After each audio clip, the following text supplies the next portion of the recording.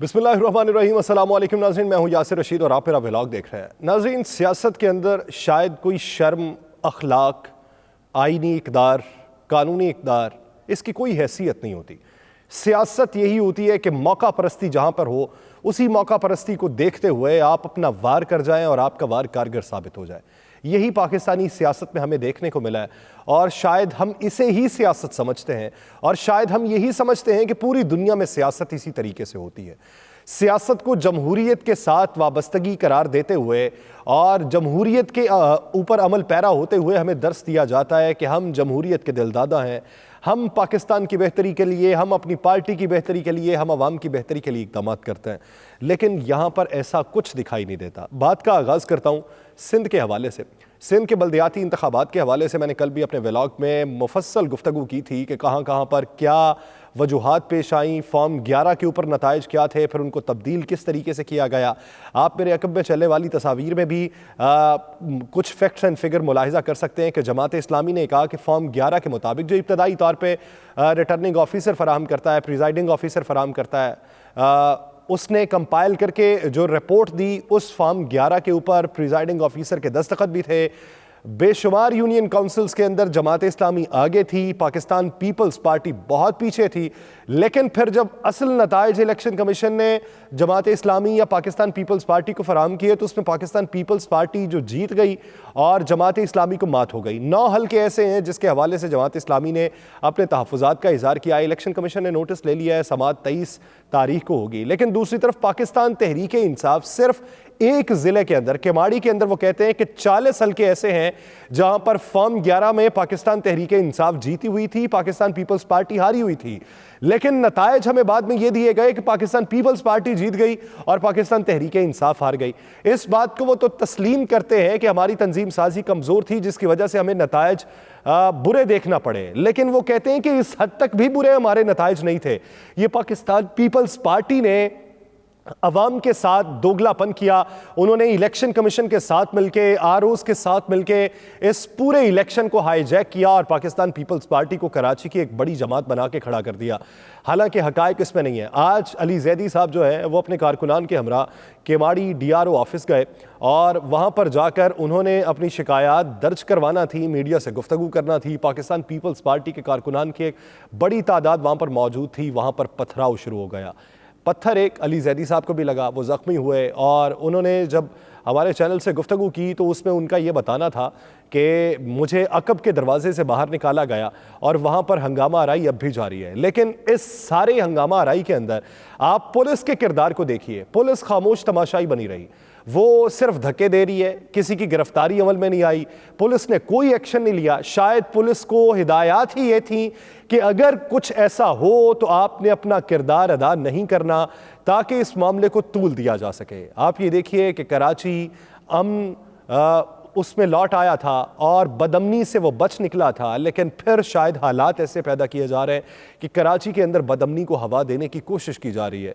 खुदा न खास्ता अगर बदअमनी को हवा दे दी गई तो हमारे जो मुआशी सूरत हाल है, हमारे जो मुआशी इस वक्त मसाइल हैं, उससे तो हम निकल नहीं पा रहे। तो कराची जैसे बड़े शहर के अंदर अगर इस तरह की हवा फैल जाती है तो उससे किस तरीके से बचाव मुमकिन होगा। दूसरी तरफ अब वफाकी हुकूमत की बात करता हूँ, उस अखलाकी अक़दार की बात करता हूँ कि क्या अखलाकी अक़दार सियासत के अंदर होती भी है या नहीं होती। इब्तदाई तौर पे जब पाकिस्तान तहरीक इंसाफ ने मजमूई तौर पे इस्तीफ़े जमा करवाए थे तो उनके इस्तीफ़े कबूल नहीं किए गए। राजा परवेज़ अशरफ साहब आए, उन्होंने 11 इस्तीफ़े कबूल कर लिए और उन्होंने अपनी मंशा के मुताबिक किए। 11 इस्तीफ़ों की कबूलियत के बाद ज़िमनी इलेक्शन हुए, खान साहब फिर से जीत गए, अक्सरियत खान साहब ने हासिल की। उसके बाद फिर जब दीगर इस्तीफ़ों की बात हुई तो राजा परवेज़ अशरफ साहब का ये कहना था कि बतौर स्पीकर मेरा ये सवाबदीद है कि मैं बुलाऊं उस रुकन को कि जिसने इस्तीफ़ा अपना जमा करवा रखा है, उसको बुलाने के बाद यकीन दहानी करूं कि उसके ऊपर कोई प्रेशर तो नहीं है, ये दस्तखत उसके असली है, उसके बाद इस इस्तीफ़े को कबूल किया जाएगा। पाकिस्तान तहरीक इंसाफ ने प्रेशर बिल्ड करने की कोशिश की। पाकिस्तान तहरीक इंसाफ ने कहा कि मजमूई तौर के ऊपर ही हमने इस्तीफे जमा करवाने, लेकिन राजा परवेज़ अशरफ साहब नहीं माने। फिर राजा परवेज़ अशरफ साहब ने यह भी कह दिया कि 20 से ज़ायद जो पाकिस्तान तहरीक इंसाफ के अराकीन हैं उन्होंने मुझसे राबिता किया है बिलवास्ता या बिला वास्ता, और उनका यह कहना था कि हमारे ऊपर प्रेशर है, आपने हमारे इस्तीफे कबूल नहीं करने, हम आए भी तब भी कबूल नहीं करने।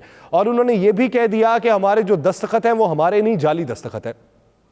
राजा परवेज अशरफ साहब की इसी बात को मिन्नवन मान लिया जाए तो फिर असलूब और आइन के दायरा कार के अंदर रहते हुए ही उन्होंने अपनी तमाम तर जिम्मेदारियां सर अंजाम देनी थी, तो फर्दन फर्दन बुलाने के बाद इस्तीफे कबूल किए जाते। अब जब पाकिस्तान तहरीक इंसाफ ने वापसी का इंदिया दे दिया कौमी असम्बली में कि हम वापस जाएंगे, जिसे मैं ये समझता हूं कि बहुत देर कर दी, पाकिस्तान तहरीक इंसाफ बाहर निकली तो जिसकी वजह से नैब कवानीन में तरामीम हुई और नैब कवानीन में तरामीम की वजह से हमारे सर पे क्या कुछ मुसल्लत हुआ है वो मैं व्लॉग में आगे जाके बताऊंगा। ये जितनी तरामीम हुई, अगर पाकिस्तान तहरीक इंसाफ पार्लियामेंट के अंदर मौजूद होती तो कहीं ना कहीं पे तो कुछ रुकावट पैदा कर सकती थी, अखलाकी तौर पे रुकावट पैदा हो जाती, कहीं ना कहीं पे खुद को रजिस्टर तो करवाया जा सकता था। सड़कों की सियासत करके इन्होंने क्या अपने आप में हासिल किया, ये एक गलत फैसला था जो जल्द हो जाना चाहिए था। चले देर आए दुरुस्त आए। अब उन्होंने ये सोचा कि हम पार्लियामेंट में वापस जाएंगे और निगरान सेटअप के ऊपर वहां पे मुशावरत करेंगे और राजा रियाज की जगह किसी और को अपोजिशन लीडर नामजद करवाया जाएगा। अब वफाकी हुकूमत ने यह देखा कि एक तरफ ये बात कर रहे हैं एतमाद का वोट लेने की, दूसरी तरफ से इन्होंने तहरीक अदम एतमाद का भी इशारा दे दिया है, तीसरी तरफ अब ये राजा रियाज को गिरा के किसी और को अपोजिशन लीडर बनाना चाहते हैं।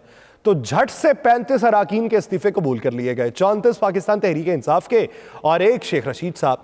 अब राजा परवेज अशरफ साहब अवाम को यह बता दीजिए कि आपने ये कहा था कि बतौर स्पीकर मेरा ये हक बनता है कि मैं बुलाऊं हर रुकन को और उससे तसल्ली करूं और फिर जारी करूं, तो यही अखलाकी दायरा कार है। तो वो अखलाकी दायरा कार कहां पर रह गया, वो आईनी अकदार कहां पर रह गई, वो कानूनी तनाजुर कहां पर रह गया? क्या आपकी टेलीफोन लाइन कट चुकी है कि आप नहीं बुलवा सके? क्या मुरासले जारी होना बंद हो चुके हैं कि आप मुरासला जारी नहीं करवा चुके? क्या आपको यह दिखाई दे दिया कि अब इन्होंने रास्ता अपना मोड़ लिया, ये नहीं आएंगे? तो फिर हुजूरे वाला, अगर आपने कबूल करने थे तो मजमूई तौर पे कबूल करते। आपने पाकिस्तान के अंदर किस सियासत को जन्म देने का फैसला कर लिया है? क्या सियासी असलूब बेहतरी की बुनियादों पर तरतीब नहीं पाए जा सकते? क्या बेहतरी के इम्कानात कुछ रोशन नहीं हो सकते?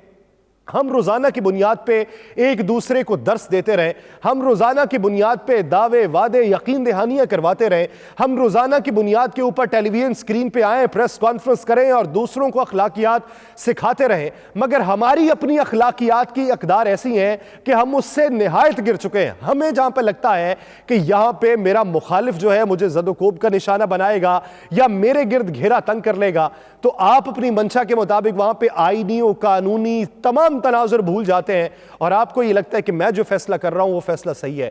अब की बार आके वफाकी हुकूमत ने ऐसा ही फैसला किया है और 35 इस्तीफों को कबूल कर लिया और झटपट इलेक्शन कमीशन ने भी उन्हें डी नोटिफाई कर दिया। तो हुजूरे वाला करना है तो फिर कुली तौर के ऊपर पाकिस्तान तहरीक इंसाफ को डी नोटिफाई करें। जिनके इस्तीफे आपके पास आ चुके हैं करें, जान छुड़ाएं। जिमनी इलेक्शन करवाने हैं तो जाएं, फिर करवाएं 125 हल्कों के ऊपर जिमनी इलेक्शन, 2 सूबों के अंदर जिमनी इलेक्शन। फिर अगर सिंध की अगर वो सूबाई असम्बली से बाहर आ जाते हैं तो वहां पे करवाएं जिमनी इलेक्शन, पंजाब की असेंबली से बाहर आते हैं तो वहां पे करवाएं जिमनी इलेक्शन। आपको लग पता जाएगा। आपको यह लगता है कि मईशत चल नहीं रही, तो मईशत को चलाया इस तरीके से जा सकता है कि अगर पाकिस्तान तहरीक इंसाफ को चुप करवा दिया जाए। चुप करवाएंगे तो कैसे चलाएंगे? वर्ल्ड बैंक ने आपको जो $1.1 अरब देना था उसने भी वो किस्त रोक रखी है। IMF आपको हाथ नहीं पकड़ा रहा। IMF ने आप पे कड़ी शराइत लागू कर दी हैं। दूसरी तरफ नैब तरामीम के बाद अब तक 300 से जायद केसेस जो हैं वो नैब के एहतसाब अदालतों से बाहर हो चुके हैं। एहतसाब अदालतों ने कह दिया है कि नए कानून के तहत हमारे दायरे इख्तियार में नहीं आती। सुप्रीम कोर्ट में भी ये बातें ज़ेरे गर्दिश आई कि क्या किसी से और फॉरम के ऊपर चैलेंज नहीं किया जा सकता, तो जिसके जवाब में मौक्किल का यह कहना था कि हां किया जा सकता है, लेकिन किया नहीं गया। 300 केसेस खारिज हुए हैं। 300 केसेस जो हैं ये लाखों करोड़ों अरबों के नहीं खरबों के केसेस हैं। ये खरबों के केसेस आपने वहां से फारिग करवा दिए और फिर किसी और फॉरम के ऊपर उसे चैलेंज नहीं करवाया। ठीक है, आपने नैब के दायरा इख्तियार से बाहर निकाल दिया, तो और भी बहुत सी एजेंसियां मौजूद है, उनसे करवाइए। एंटी करप्शन है, उनसे करवा लीजिए। FIA उससे करवा लीजिए, किसी और से करवा लीजिए। लेकिन आपको यह लगा कि अगर नैब के दायरा इख्तियार में नहीं आता तो फिर कोई और भी इसे हाथ नहीं लगा सकता। ये आपने पाकिस्तान के अंदर कानून बनाया, ये आपने पाकिस्तान के अंदर ट्रेंड सेट किया है कि जितनी मर्जी करप्शन कर लो, अगर लिमिट उसकी यहां तक है 50 करोड़ से नीचे तक तो खुली छूट है, तुम सब कुछ कर सकते हो। लेकिन अगर लिमिट ऊपर चले गई फिर भी कहीं ना कहीं से दायरा इख्तियार से बाहर निकलवा लेंगे। ये पाकिस्तान को आपने इस नहज तक लान पहुंचाया है, $4 अरब तक आपके ज़र मुबादला के ज़खायर पहुंच चुके हैं। पाकिस्तान के तमाम सरमायाकार बैठे हुए ये बातें कर रहे हैं कि अगले 2 से 3 माह यही सूरत हाल रही तो हम श्रीलंका से पीछे वाली सूरत हाल पर जाएंगे, श्रीलंका तो बहुत आगे वाली सूरत हाल रह जाएगी, हम उससे बहुत नीचे आन गिरेंगे। पाकिस्तान के अंदर रोज़ाना की बुनियाद में महंगाई में इजाफा होता जा रहा है। और ख़बर यह भी है, साबिक वज़ीर ख़जाना हफीज़ पाशा साहब ये कहते हैं कि डॉलर की जो कीमत है हमें बताई जा रही है 230 के करीब है, ओपन मार्केट में उसकी और कीमत है, ब्लैक के अंदर और कीमत है, टीटी 270 तक लगती है। लेकिन हफीज़ पाशा साहब कहते हैं कि डॉलर की जो एक्चुअल कीमत है, अगर मार्केट के हिसाब से ही उसकी एवेल्युएशन की जाए जो IMF ने हमारे ऊपर लागू किया है, तो वो 294 रुपए बनती है।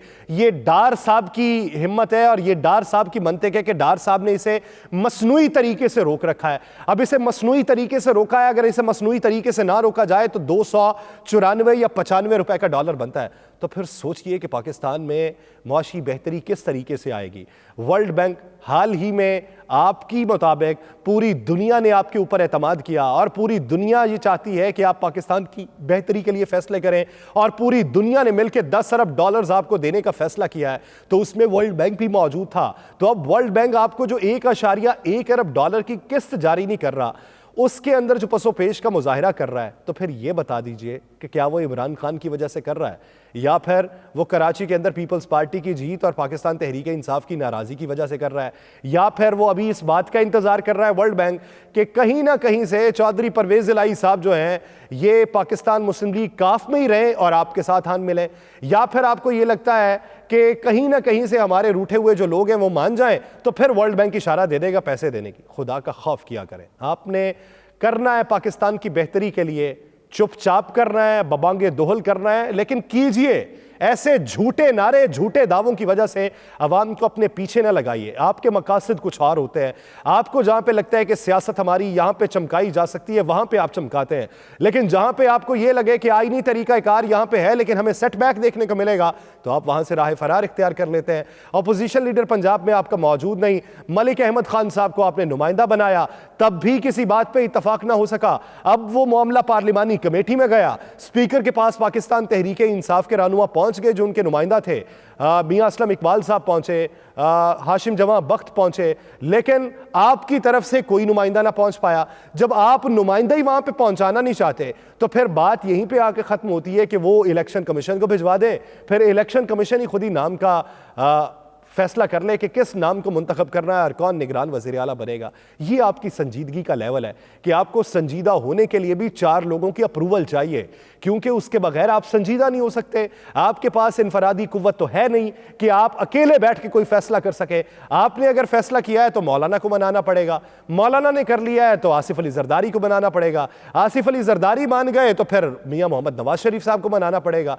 यानी फैसला करने के लिए आप चारों मिलकर फैसला करें, फिर कहीं से किसी और को भी बनवाना पड़ेगा। यह सूरत हाल आपकी आन पहुंची है और इसी वजह से खबरें ये गर्दिश कर रही हैं कि शाहिद खाकान अब्बासी साहब जो है वो पाकिस्तान मुस्लिम लीग नून को छोड़ जाएंगे।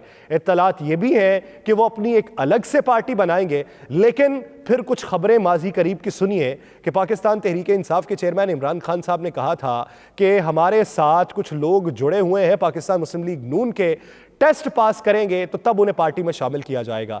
ऊपर से शाहिद खाकान अब्बासी साहब के बारे में ये खबरें, हो सकता है ये वैसा ही टेस्टर हो जैसा पाकिस्तान मुस्लिम लीग काफ को लगाने की कोशिश की गई थी कि चौधरी परवेज़ इलाही साहब जो है ये जा मिलेंगे चौधरी शुजात हुसैन साहब से, पाकिस्तान तहरीक इंसाफ के साथ इनकी रिफ्ट पैदा हो चुकी है, करप्शन के मामले के ऊपर इनके ऊपर एलिगेशन लग रहे हैं तो ये साइड पे हो जाएंगे। हो सकता है यही मामला हो, शाहिद खाकान अब्बासी साहब के बारे में टेस्टर लगाने की कोशिश की जा रही हो, पाकिस्तान तहरीक इंसाफ के ही हल्के बातें फैला रहे हों, लेकिन इसमें किसी न किसी हद तक सदाकत भी ज़रूर दिखाई देती है कि पाकिस्तान मुस्लिम लीग नून की जो सीनियर क़यादत है वो अपने लोगों को एतमाद में नहीं लेती। जो फैसला फर्द वाहिद ने कर लिया वही फैसला पूरी पार्टी पर लागू करने की कोशिश की जाती है और किसी दूसरे से मशवरे भी नहीं किए जाते।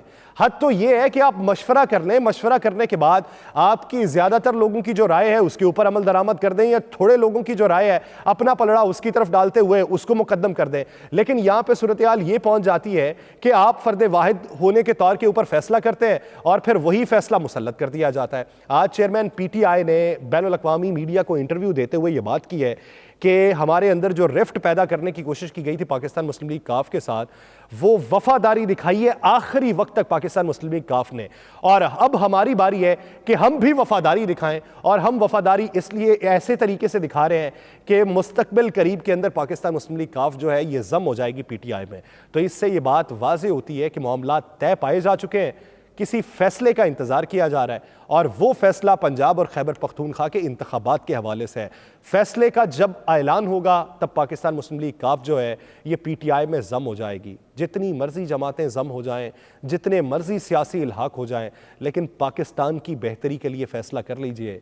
स्टेक होल्डर अभी भी बिखरे रहे, अपने अपने नजरियात पे कायम रहे, तो पाकिस्तान की बर्बादी हो जाएगी। मुझे दीजिए इजाजत, अल्लाह ने के बाद।